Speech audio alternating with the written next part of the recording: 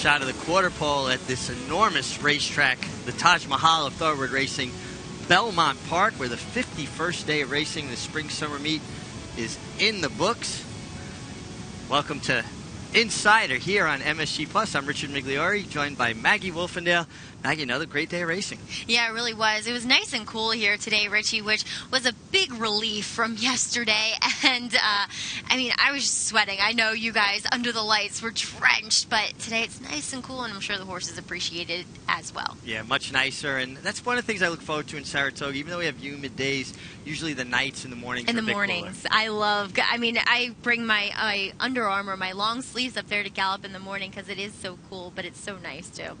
Well, we have a lot of things to get to this evening. We'll talk more about Saratoga. Obviously, we're only 9 racing days away from heading north. But Shared Belief, many thought the best older horse in the country earlier in the year, as we're taking a look at him win the Santa Anita Handicap, beating California Chrome, recovering from a non-displaced hip fracture. Yeah, and it happened during the Charlestown Classic. His first race out of California. Always found it odd that they chose to run him around a bull ring for his first race out of town and on the East Coast. And it just goes to show you what an experienced and smart rider Mike Smith is. Feeling automatically that something was not right with him. He obviously did have an injury, a hip injury. They're not being very specific about it, right, but citing that he is hand walking every day at the Pegasus Training Center, and it's going to take an undisclosed amount of months for him to recover as well. Well, yeah, you can't put a time frame on these things. No. Just got to do right by the horse, and I think you're right. Mike Smith reacting quickly probably prevented it from being much worse than it is.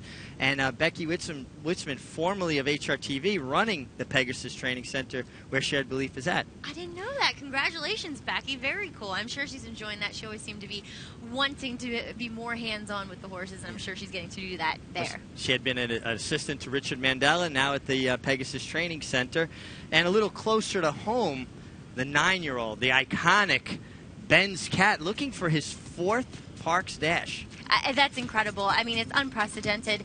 And his whole racing career, when you weigh it against his breeding, is unprecedented as well. He's earned over $2.4 million now. He's seeking his 30th career start in 49 starts.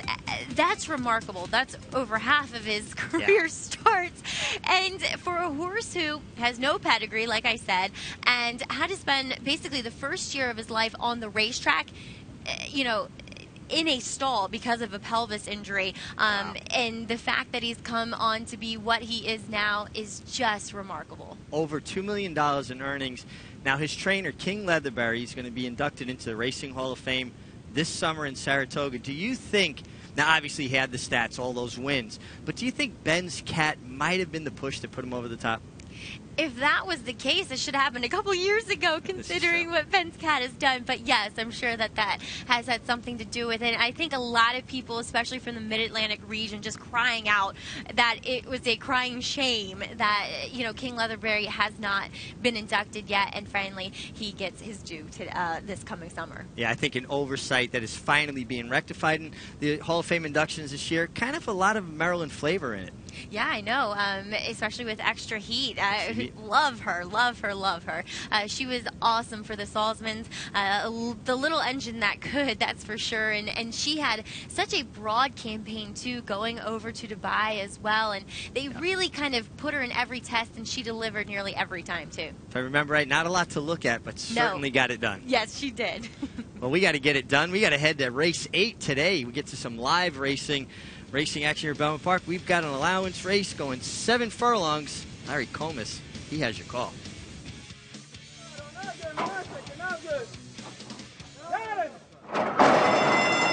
They're off. Havana broke at the back of the field. Classy Class goes out to the front. Eric the Red away running in second to the inside. Doc Allman, there goes Havana now after breaking last. Moving up on the far outside and all the way up into second now, just to the outside of Warrior's Crown. So it's Classy Class, Havana, and Warrior's Crown up front now. Eric the Red and Doc Allman right behind them. Johannesburg Smile, and the trailer up the backstretch is Takaho. 23-1 was the first quarter. Classy Class leads the way into the far turn a half a length. Warrior's Crown is second and Havana is third to the outside. outside. Right behind them, Eric the Red, Doc Allman fifth by another 4.5. Johannesburg Smile is under a ride. Takaho trails the field. Around the far turn, Classy Class by a length over Havana, who is now up into second on the outside of Warrior's Crown after a 46 flat half mile. Then Doc Allman to the outside and Eric the Red, but Classy Class is getting away at the top of the stretch. Classy Class turns for home and turns it on. A 6-length lead coming to the 8th pole. And Havana is joined by Doc Allman on the outside. Warrior's Crown and Eric the Red past the 16th pole. It is Classy Class by 4. Then Doc Allman, Eric the Red, Havana, and Takaho. Classy Class holds on to win it by a length and a half. Doc Allman was second. Eric the Red was third, and Takaho was fourth. Real strong performance by Classy Class. Maggie, I'm not surprised he won. Just a little surprised the fashion which he won. Well, I always think horses, breaking from the outside do have an advantage, and he was really helped out by the fact that Havana, the rust kind of took its toll on him, and he did not get away from the gate that well. The other projected speed in here, and Classy Class had everything his own way, set moderate fractions, and had a lot left in the tank. Yeah, he really did. And, he's a horse that's always hinted at some ability. It seems like maybe he's finally putting it all together. I think he is, and obviously confidence boosters, especially going 2 starts back, mile and 16th on the lead, same way. He seems to be very comfortable, and like I said, confidence, a horse on the front end, ears pricked, they just like it out there, and that seems to be what Classy Class wants to do. They get that comfortable. Doc Allman, a sharp second for the David Jacobson stable. Let's head on to race 3. We had... but I actually caught up with... Oh, I'm so sorry. Yes, I'm jumping the gun here. We have a new face. Don't My apologies. This is when we miss Jason Blewett. Yeah, he's always sharp. Let's head to Maggie's interview with Joe Lee. Here with assistant trainer Kira McLaughlin, Joe Lee, and Classy Class taking down our feature day. Joe, that kind of sentiment of last one in, first one out. Classy Class made all the running today. Was that the plan? Not exactly, but just seemed to turn out that way. So Arad just went on with him, and at the head of the stretch, Arad said he didn't want to wait for Havana and just kind of let him stretch out, and that was good. That was great. Ran great. I mean, looking at his form, he does seem to do his best running on the front end. Do you think those are tactics you'll employ from here on out? I'd leave that up to the boss, but yeah, he did when he ran a mile and a 16th that day. It did seem like he was on the front end, but I don't think he necessarily has to be, but we'll leave that up to the boss. Well, Joe, you're kind of a new face in the McLaughlin barn, taking over for our man Artie Magnuson, who's upstate now. Joe, you've worked for at least Godolphin before, is that right? Right, and I've worked for Kieran and with Kieran when he was with Wayne Lucas back in 1989. So I've been with Kieran for quite some time. With Kieran, went to Dubai with Kieran in 93, October of 93. Worked with him there about a year before I moved over to Godolphin, and yeah, it's been great. I mean, I've been close with Kieran for years, so I know him really well. Great guy, great person to work for. So yeah, I don't see any problems going forward. Yeah. Great, Joe. Well, we're pleased to have you here in New York, and best of luck with Kieran, and well done with Classy Class. All right, thank you very much. Well, sorry for jumping the gun on you, Maggie. Good interview. Joe Lee, I'm glad you brought up Artie Magnuson, who is still with Kieran McLaughlin, but now in the upstate division in Saratoga. And obviously, Joe's got a good relationship with Kieran. Yes, he does, like Artie Magnuson. So I'm looking forward to seeing Artie upstate with Kieran this time around. So relocating the family up to Saratoga, I have to say I'm a little bit jealous. Maybe not during the winter, but this time of year, Saratoga is so beautiful. Yeah, nice to be upstate any time of year, although the cold weather last year got to us a little bit. I'm sure. Okay, well now let's head on to race 3. I was a little anxious. We got 2-year-olds, New York breds, fillies going 5 furlongs. Got him outside. No. They're off. Firestar goes out to the front. Wonderment on the inside, away running in second. Nolo Contendere now with speed on the outside and moves up into second position. After that, it is Frosty Margarita, Night Kitty to the inside. 4 lengths more back to a little extra. And then come the trailers, Our Whim, and Ask the Lonely. It's Firestar in front. A 2-length lead here on Nolo Contendere. Frosty Margarita next on the outside. And Wonderment is dropping back a bit in fourth after a 22. and 4 opening quarter mile.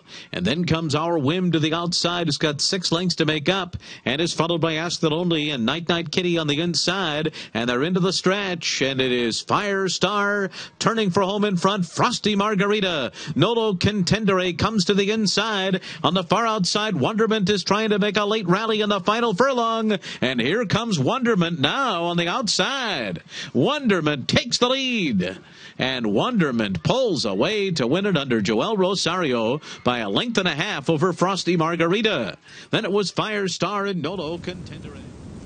Pretty impressive first run from Wonderment, who kind of got jammed a little bit about the 3/8 ball. Joe Rosario had a steady, came with a big run. But I thought it was a good effort by the first 3 finishers. I thought, Wonderment was extremely professional. She actually broke on top, and then Firestar hustled out to the lead. Then it looked as though she wasn't quite liking the dirt kicking back at her around the turn. As you said, she had to check. And then once she got clear, she just smooth sailing, just whizzed by everybody else. And as you said, good performances by Frosty Margarita, who going in, I thought had the least attractive pedigrees, because it seemed like every other horse in here had to have to at least a couple winners. And then going back to Firestar, who just got a little tired and leg weary in that last 16. Well, a horse that you're familiar with, Firestar, and showed good speed, and it bodes well going forward to Saratoga. Yeah, I think we want to try her on the turf next time out. She just kind of has that way of going, and 2, she's a half to Forever Utopia, who can run on both, and she just has that action, and it was great. You can usually carry your speed a bit further on the turf as well. Well, we're going to take our first time out. We'll be back with more Insider in a moment.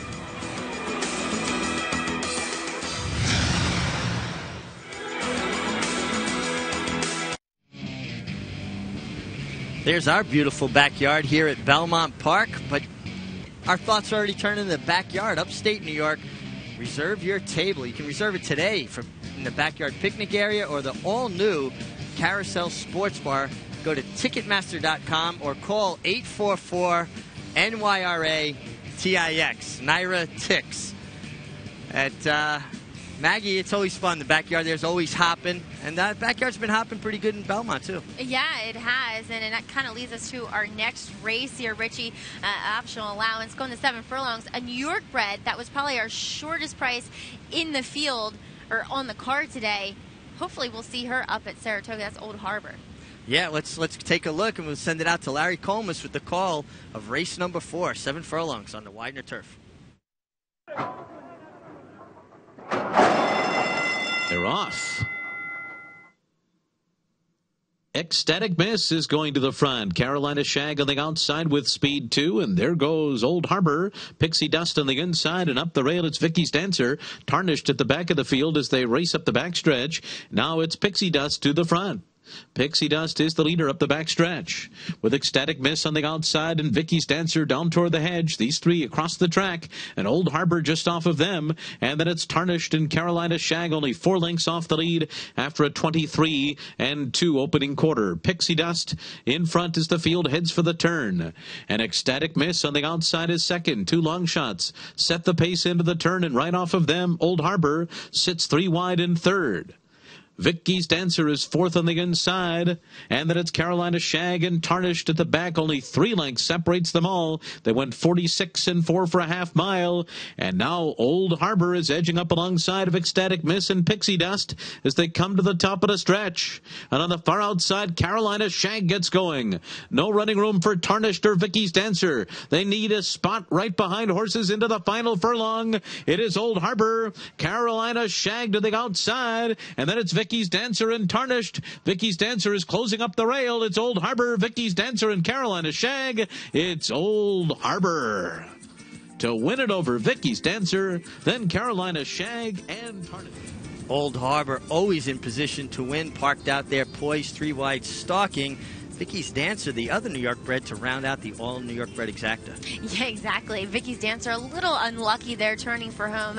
Didn't have anywhere to go, but then once she found a little bit of room under Johnny V, she was able to rally for second. And also trainer of Old Harbor, Russell Cash, picking up his first win of the year. So congratulations. So Cash got the cash. And good to see Manny Franco's had a bit of a slow meet, a kid that I think is extremely talented, get a win. Hopefully something for him to build on, pick his confidence up. Yeah, you have to. Heading into Saratoga, everybody likes to have a rider with confidence as you head into the biggest and boutique meet of the year at Saratoga. Manny, a good kid. He's always trying, always working. Well, let's head on to race number 7, allowance optional claimer, a mile and a 16th on the Widener turf. Compliance officer out for the lead. Balderdash now speeds on through to take over. Then Wild Night at the Opera, analysis to the outside. Bullheaded Boy and status of forces at the back. Balderdash is the leader, and Wild Night at the Opera is second as they head on to the backstretch. These two a half length apart and 2 lengths ahead of Analysis, who's just to the outside of Compliance Officer. In behind them, Status of Forces. Bullheaded Boy, last of them all, 7 lengths off the dueling leaders, who went 24 and 1 for the first quarter. Balderdash a half length in front. Wild Night at the Opera second to the outside by 2.5. Analysis is third, right alongside of Compliance Officer and Status of Forces. And now Compliance Officer is back running in 5th and racing 3 lengths off the lead. The trailer is Bullheaded Boy, 47 and 4 for a half mile. Balderdash on top as they move into the turn. And with early runs, Status of Forces and Analysis are now second and third. Back into 4th is Wild Night at the Opera. Compliance Officer taken to the outside. Bullheaded Boy trails the field as Balderdash leads the way. Status of Forces is 3 wide. Analysis between those two. These 3 coming to the top of the stretch. Wild Night at the Opera saving ground and trying to get back into it. Compliance Officer and Bullheaded Boy swings up on the far outside. Balderdash to catch in the final furlong. Here's Compliance Officer on the outside. Wild Night at the Opera and Bullheaded Boy from far behind continues to make progress down the center of the course, but Wild Night at the Opera got through on the inside. On the outside is Bullheaded Boy. Bullheaded Boy from last to first to beat Wild Night at the Opera. And then it was Compliance Officer and Balderdash. Bullheaded Boy gets up in the shadow of the wire under an extremely well-judged ride by Arad Ortiz.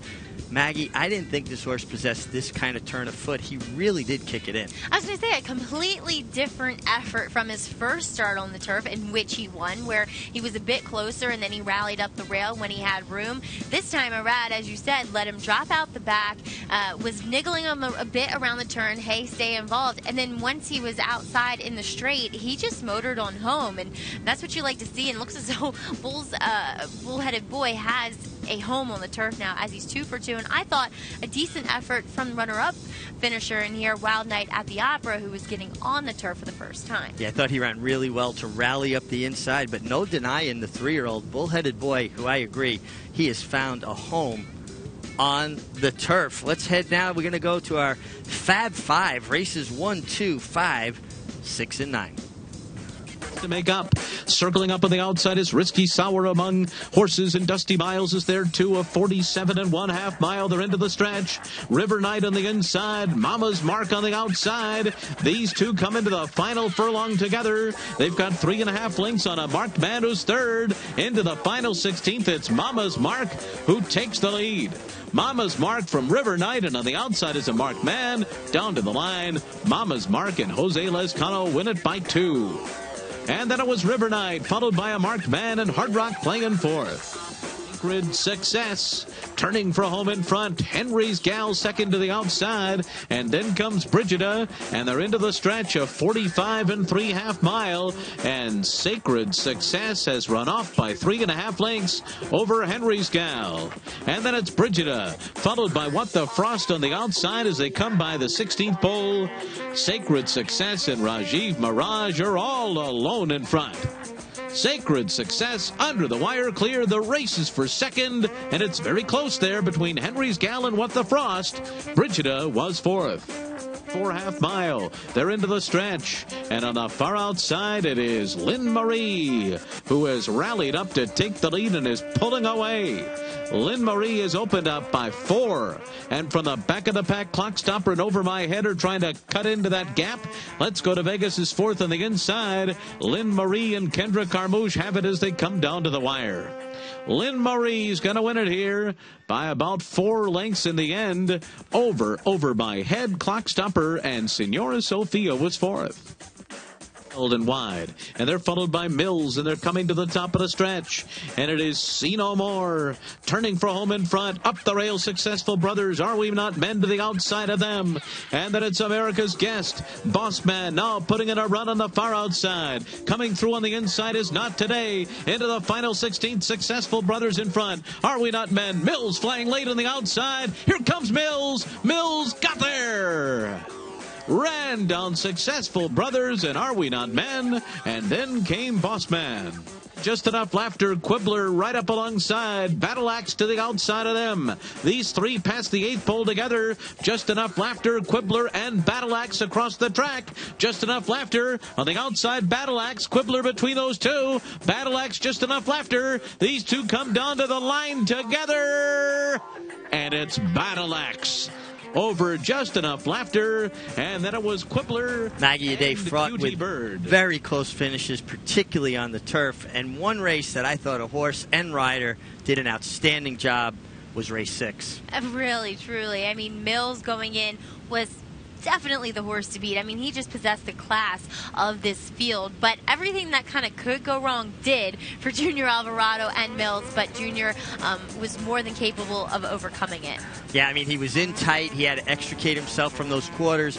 Kind of had to make sure he got a spot, bullied his way through a little bit, coming to the 8th pole. And then something we commented about last night, he's been finishing so strong on these horses.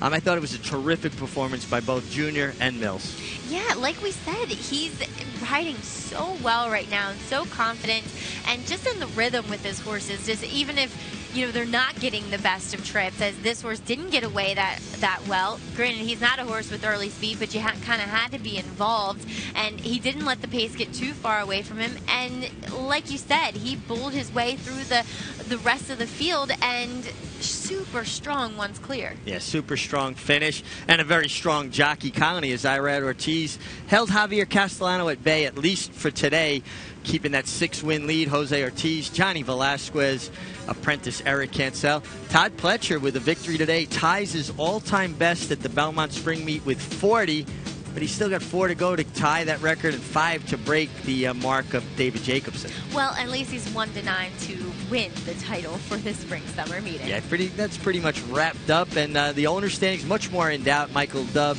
David Jacobson still stuck up there on the top of the leaderboard with 11. 5 back to Godolphin and several others. Some claims today. David Jacobson very busy at the claim box, and he took Vicky's Dancer, a troubled second, and Mills, who overcame trouble to win the 6th. Quibbler, Rapoli stable, Bruce Levine. Oh, that was an interesting claim and a 5-way shake to boot. Sometimes I think these $40,000 maiden claimers, New York breds on the turf, they're a little bit overvalued. You know, we used to have races where there was a little bit spread out as far as the maiden claiming ranks were concerned. So it's an interesting claim. We'll see if Bruce can step her up. We'll see what Quibbler has to do in Saratoga. We'll see what we have in store for you when we come back with a little more Insider.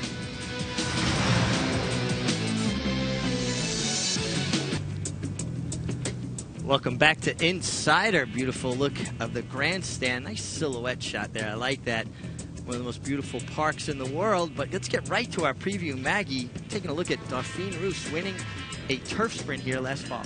Right, and that was her last win, Richie. As both efforts this year, she was in stake races for Chad Brown, both of which were wired by Christophe Clement, trainee in here, Zendaya. So is she going to get the same kind of setup here once again in this 7 furlong contest? Because there doesn't seem to be a wealth of speed in here. So it's going to be tough for her to overcome that.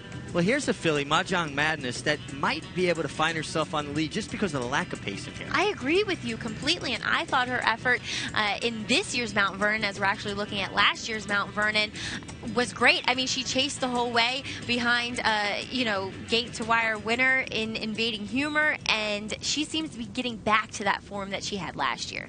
Knocking off some of that ring rust. Devilish Love by a sire you're familiar with, Not for Love. Oh, yes, and not many turf horses does he sire, but Devilish Love is a very good turf horse, and I thought her return race as a 5-year-old this year was very, very good in that license fee, and if she can get back to that and going back out to 7 furlongs, which I think might be an ideal distance to her, she could be dangerous in here for Tony Dutrow. Okay, well, let's jump on to race number 8, and what would a turf race be without Chad Brown having a contender, seeking her glory, winning going a mile and 1/8 at Gulfstream is what we're looking at. Right, this is her only race of this year. She wired a pretty easy field, suspect kind of field, I think, and I don't think she's going to get the lead in here, as there seems to be a little more speed signed on, so I think she's a little bit up against it here, Richie.